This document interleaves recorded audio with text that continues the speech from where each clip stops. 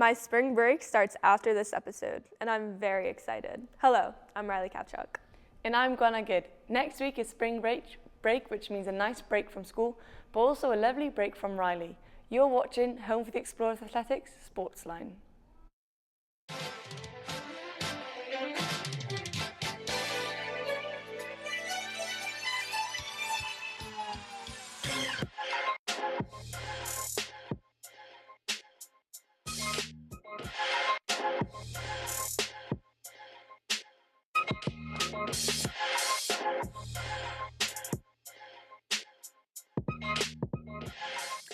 Welcome to SportsLine. We've got big wins and all the latest on LaSalle athletics. And later, I got to sit down with members of the men's golf team for an interview as they begin their 2025 season. But first, let's take a look at our SportsLine top 3.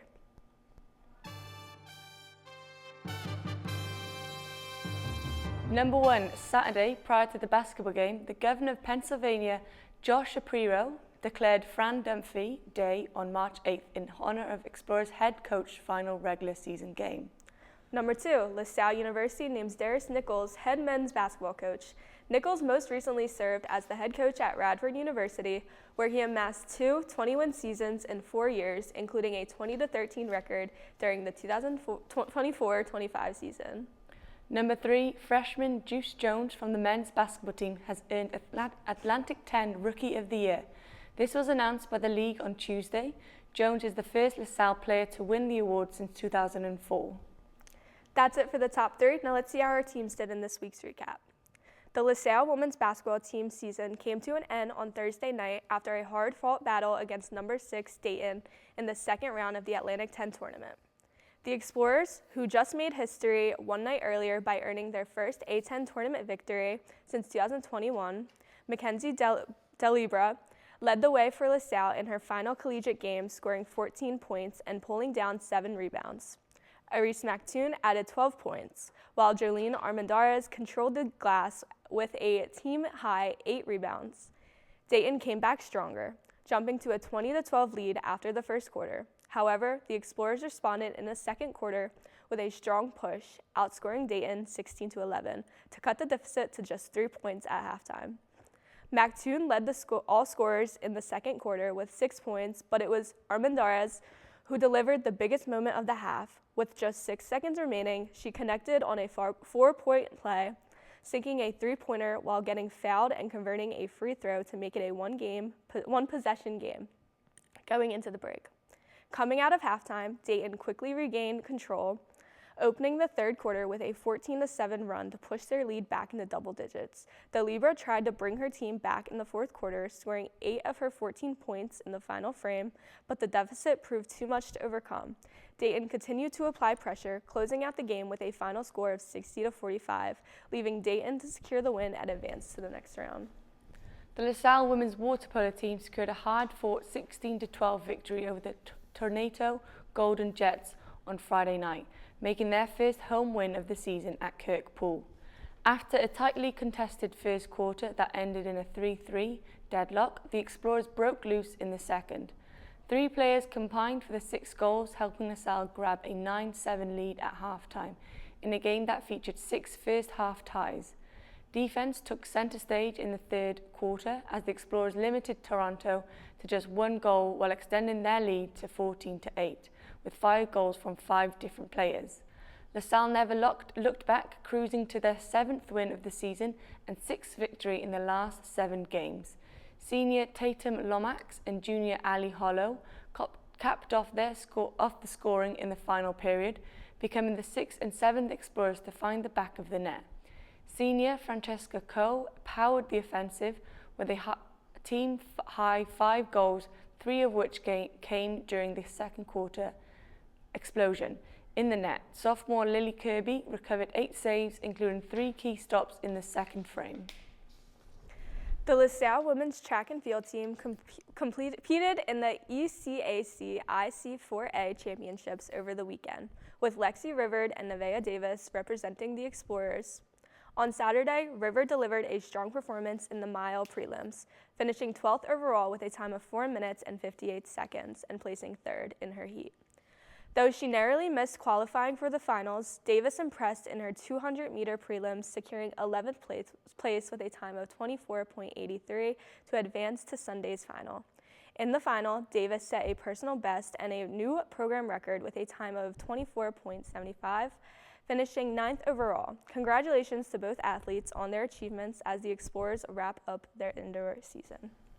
LaSalle women's lacrosse suffered its first Atlantic 10 loss of the season as the St. Bonaventure Bonnies secured a 19-6 victory over the Explorers. The game remained competitive in the first quarter, with the Bonnies jumping out to a 3-0 lead before junior midfielder Sam Clean put LaSalle on the board. Senior attacker Katie Johnson quickly followed with a goal to bring the Explorers within 2, but St. Bonaventure responded and took control in the second quarter. The hosts dominated the frame, scoring 6 of the 7 goals in that span, with junior attacker Emmy Walteran netting LaSalle's lone goal just before half-time. Johnson added another goal early in the third quarter, but the Bonnies continued their offensive push.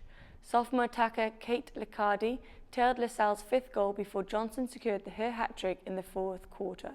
Despite the Explorers' effort, St. Bonaventure added a few more goals to seal the 19-6 result.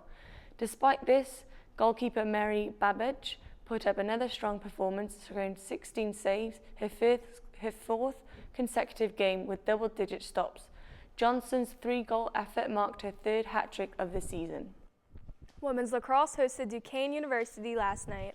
The game started in favor of Duquesne as they opened the game with 3 unanswered goals before Alana Lathan put LaSalle on the board with 6 minutes remaining in the first quarter. The Dukes extended their lead in the second, going 8-1 before the Explorers rallied late in the half. A 4-goal burst in the final 6 minutes, highlighted by Lathan's first half hat trick, narrowed the gap to 9-5 at halftime. LaSalle carried that momentum into the third quarter as Sam Klein and Lathan combined for 5 goals to give the Explorers a 10-9 lead, heading into the final frame. The Dukes responded by shutting out LaSalle in the fourth quarter, while netting 5 goals of their own to seal the road victory. The Explorers fell 10-14. The LaSalle men's golf team kicked off their spring season with a victory over Wagner College in a dual match at Dallimore Country Club on Tuesday. Both teams fielding 7 players, with the top 5 scores from each squad counting towards the overall team total.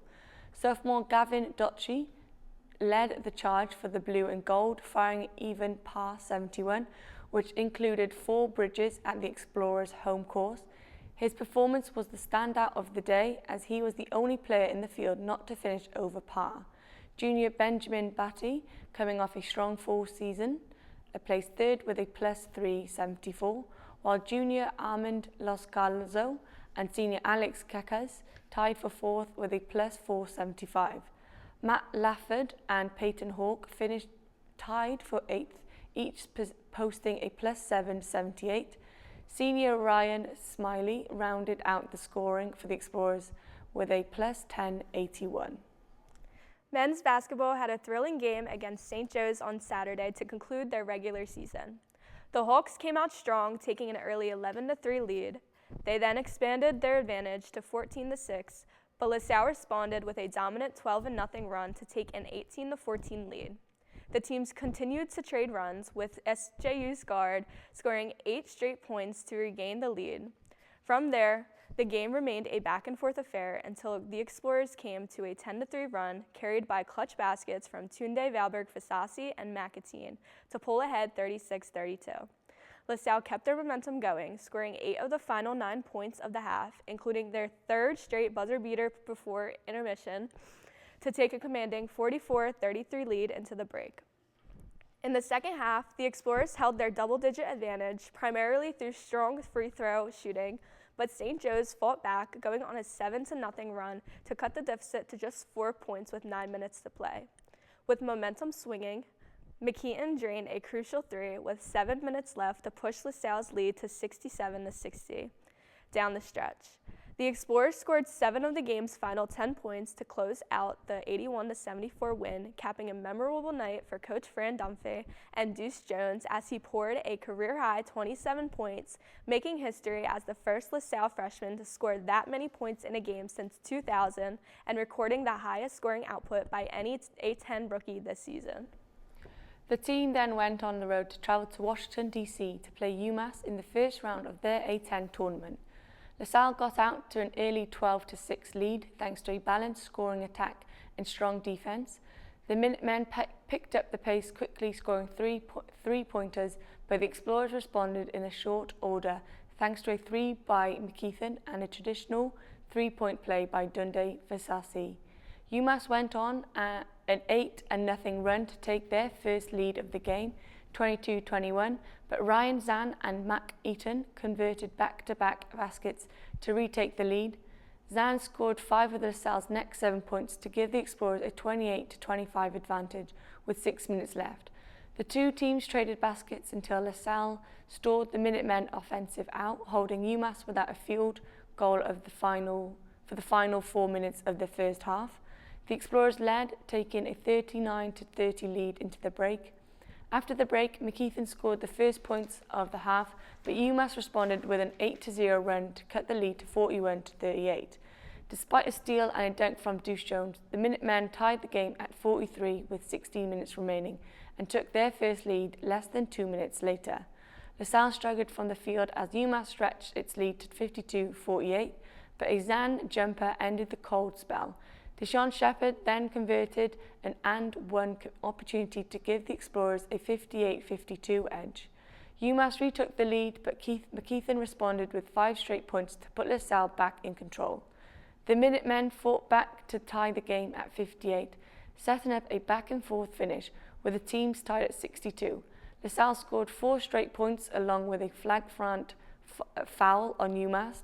However, UMass answered with a 3 of their own and a 3 throw to tie it again at 66, setting up the final run for the Explorers. With 2 minutes remaining, McKeithen was able to drain a couple more 3 setting a new career high of 30 points. This is just what the Explorers needed and was able to defeat the Minutemen 78-71 in the first A10 matchup. We're going to take a quick break, but when we come back, Gwen got to sit down with Ben and Gavin from the LaSalle men's golf team. Stay tuned.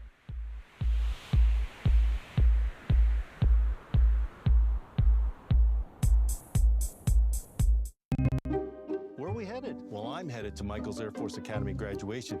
Since I'm a real ID, we'll give Michael our best. I'll just be here. Be your Real ID self today. To learn how, visit tsa.gov/realid or your local DMV. Welcome to On the Sideline. Today I'm joined by 2 members of the men's golf team, Gavin and Ben. Thank you so much for joining. We really appreciate your time and for coming on the show today. Thank you for having us. Yeah, it's been my pleasure. So first off, I want to ask a little bit about how you guys got into golf.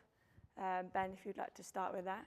Okay. Well, I started when I was 4. I grew up in LA, and I was big into sports a lot. And my dad, he used to sneak out of the house at like 6 o'clock in the morning to go to his Friday tea time.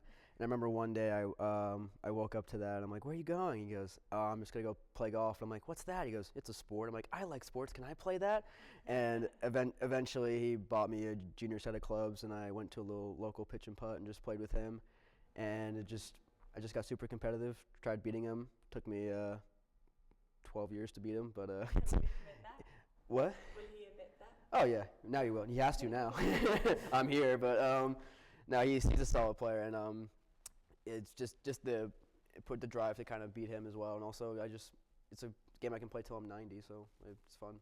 Yeah. Did you join a club after that? I did. My dad and he founded a club called the Heat Strokers. Oh wow. It's a traveling club. We play every 3rd Sunday of every month, and yeah, I grew up playing in that. A lot of his buddies that he found playing golf joined the club, and then just this 10-year-old playing with him. And eventually I was able to win the club when I was 16 years old. So Wow. yeah, it's lifelong memories and some great friends as well. Awesome. And then what about you, Gavin? Similar thing, but with my grandpa. My dad doesn't play, but my grandpa got me into it when I was 8. And he took me to the course every day. And I loved chipping and putting. And yeah, the goal, also like Ben, the goal was to beat him. So it took me about 5 years until I could beat my grandpa. And then from there, I was trying to beat everyone else. And yeah. Nice. And you both aren't from Philadelphia or Pennsylvania. How have you found the courses a bit different? Maybe the way people play here a bit different, or is it quite similar? We're both from the West Coast. I'm from Utah. He's from California. So the golf's very different here. Yeah. I think it's better here, honestly. The courses are older. There's more bunkers. The greens are usually more slopey, which is something to adjust to. I'm sure you can attest to that. Oh yeah. Yeah, the greens are super undulated.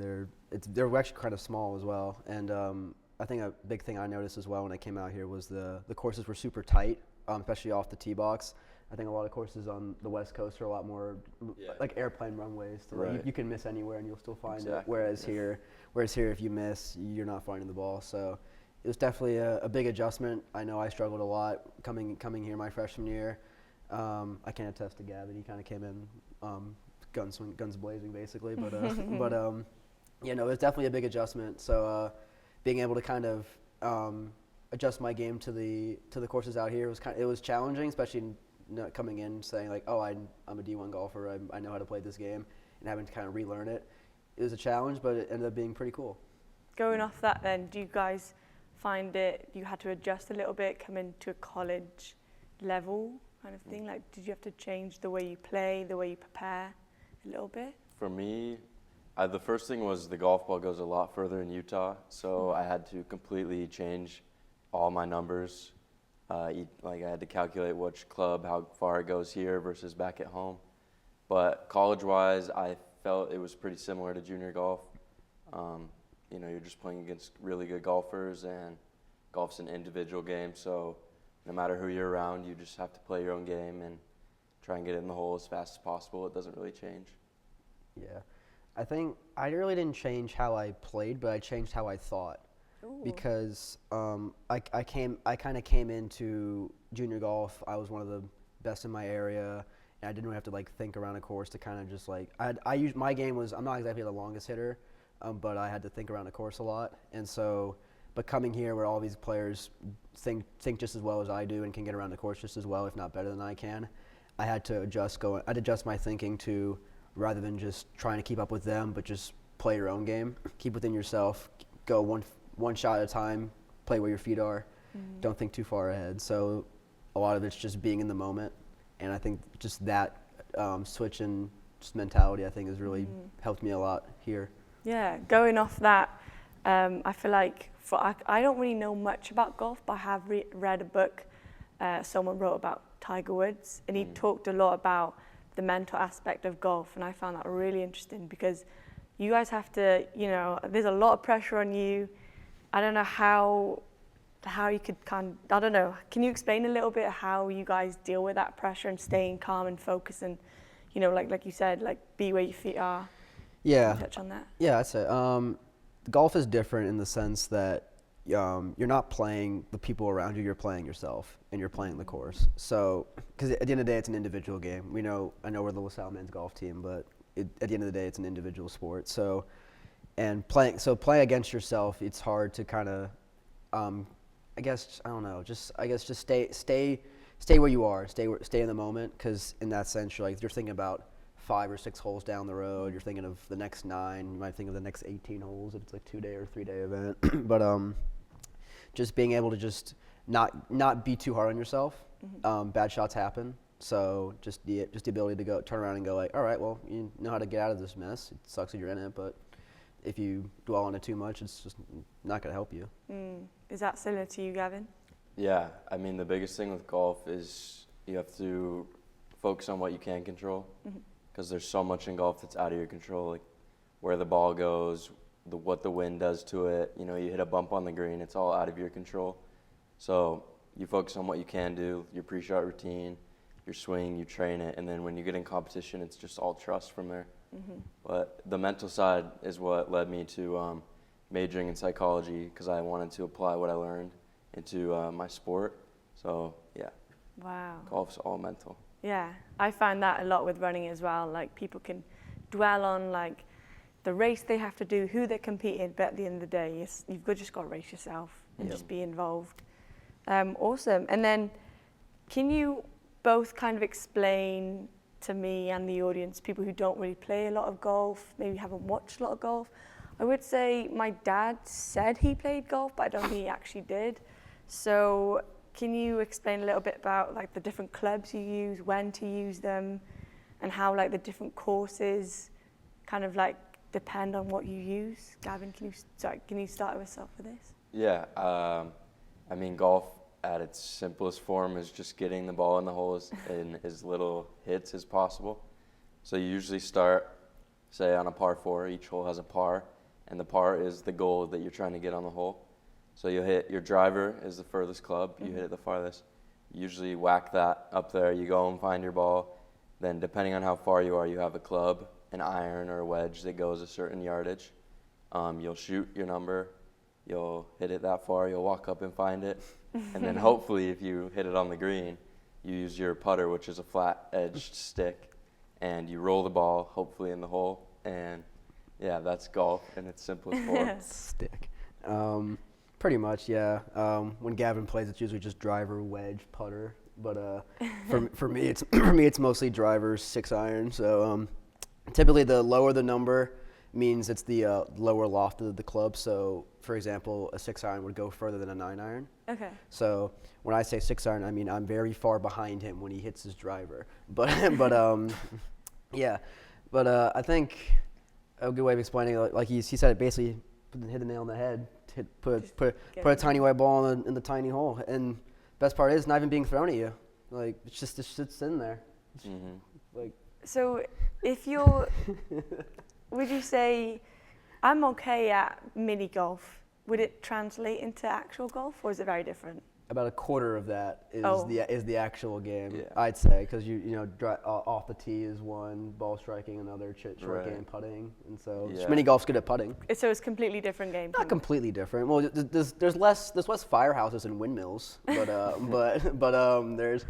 the putting aspect, the stroke you put on it, like that does translate. Maybe not the walls around it and the giant hill going down to the funnel, but yeah.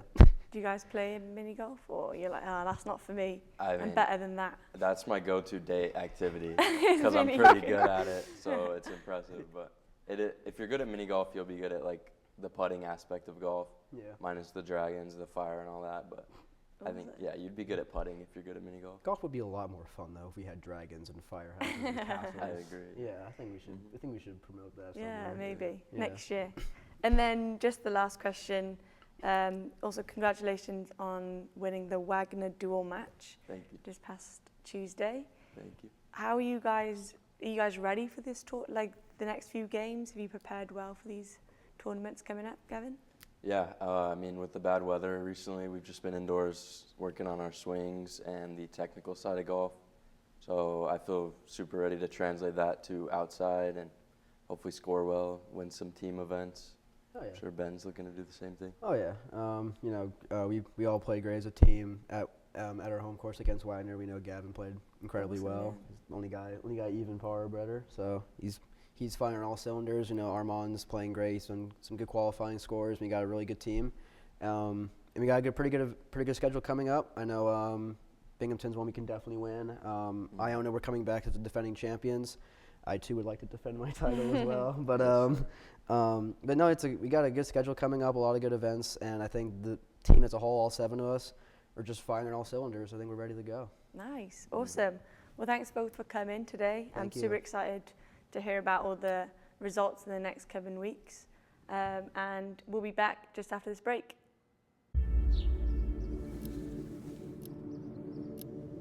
Dear University of... Thank you for your offer. To become student ID number 283471. While I appreciate your desire For my impeccable academic record, I must decline the opportunity. to get a generic degree, I've decided to tell my story. To be a student. not a statistic. I wish you good luck in the future. As I embark on mine.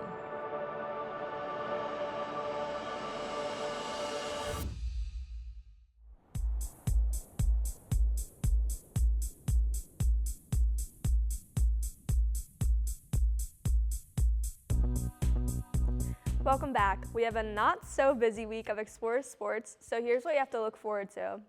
Men's basketball will return back to the Capital One Arena to take on St. Joseph's University in their second round of the A10 tournament tonight at 7:30 p.m. Water polo will also compete this weekend, playing Iona, Mount St. Mary's, and Marist Saturday and Sunday starting at noon.